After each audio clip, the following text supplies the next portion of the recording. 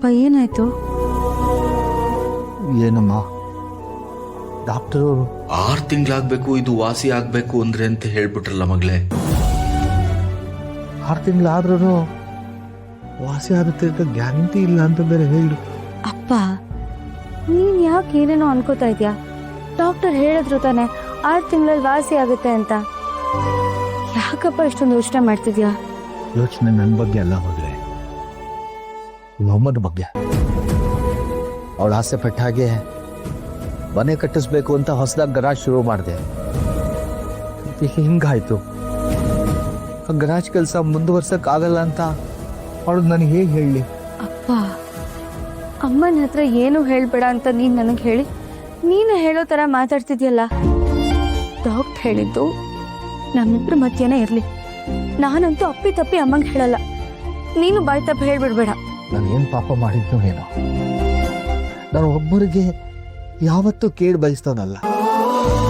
ಯಾಕೆ ನನಗೆ ಹೀಗಾಗ್ತಾ ಇದೆ? ನಿಮ್ಮಮ್ಮನಿಗೆ ನನಗೆ ಎಷ್ಟೇ ಕಷ್ಟ ಆದರೂ ಅವಳು ಮುಂದೆ ನಗ್ತಾ ನಗ್ತಾ ಹೇಗೋ ನಿಭಾಯಿಸ್ತಾ ಇದೆ. ಅವಳಿಗೊಂದು ಗೊತ್ತಾಗ್ತಾ ಇರಲಿಲ್ಲ. ಆದರೆ ಈಗ ಅವಳು ಹುಷಾರಿಲ್ದಿರೋ ಟೈಮಲ್ಲೇ ನನಗೆ ಹೀಗಾಗ್ಬೇಕಾ?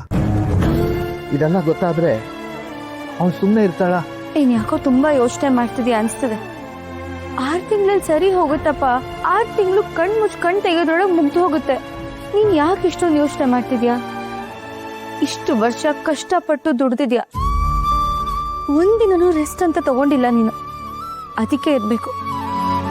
ಈ ನೆಪದಲ್ಲಾದ್ರೂ ನೀನ್ ಸ್ವಲ್ಪ ವಿಶ್ರಾಂತಿ ತಗೋಬಹುದು ಅಂತ ದೇವ್ರು ಹೀಗೆ ಮಾಡ್ಸಿರ್ಬೋದಲ್ವಾ? ಅದಕ್ಕೆ ಕೆಲಸ ಮಾಡೋ ಕೈ ಕಿತ್ಕೊಳ್ತಾರೇನಮ್ಮ?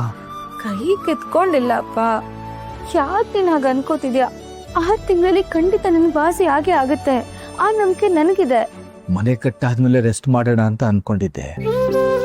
ಆದ್ರೆ ದೇವರು ಇಷ್ಟು ಬೇಗ ರೆಸ್ಟ್ ಕೊಟ್ಟುಬಿಟ್ಟ. ನಿಮ್ಮಮ್ಮ ಮದುವೆ ಆಗಿ ಇಷ್ಟು ವರ್ಷ ಆದ್ರೂ ಒಂದು ದಿನ ನನಗಿಂಥದ್ದು ಬೇಕು ಅಂತ ಕೇಳಿದೋಳಲ್ಲ. ಆದ್ರೆ ತವರು ಮನೆಯಲ್ಲಿ ಅವ್ರ ಅಣ್ಣನ ಮುಂದೆ ಮನೆ ಕಟ್ಟಿ ಗೃಹ ಪ್ರವೇಶಕ್ಕೆ ನಿಮ್ಮನ್ನು ಕರೆಯೋ ತನಕ ಈ ಹೊಸಲು ದಾಟಲ್ಲ ಅಂತ ಪಣ ತೊಟ್ಟು ಬಂದಿದ್ಲು. ಎಷ್ಟೇ ಕಷ್ಟ ಆಗ್ಲಿ ಅವಳ ಆಸೆ ಪೂರೈಸಬೇಕು, ಲಕ್ಷ್ಮೀ ನಿವಾಸ ಕಟ್ಟಬೇಕು ಅಂತ ಕನಸು ಕಂಡಿದ್ದೆ. ಆದ್ರೆ ಇಲ್ಲಿ ತನಕ ನನ್ನ ಕೈಲಿ ಏನೂ ಮಾಡೋಕ್ಕಾಗಿರ್ಲಿಲ್ಲ. ಈಗೇನೋ ಮಾಡೋಣ ಅಂತ ಹೊಸ ಪ್ರಯತ್ನ ಮಾಡ್ತಿದ್ರೆ ಹೀಗಾಯ್ತಲ್ಲಮ್ಮ. ಇಷ್ಟು ವರ್ಷ ನನ್ನ ಕೈಲಿ ಏನೂ ಕಟ್ಟಕ್ಕಾಗಿಲ್ಲ. ಆದ್ರೂ ನಿಮ್ಮಮ್ಮ ಇವತ್ತಿನವರೆಗೂ ಯಾಕ್ರಿ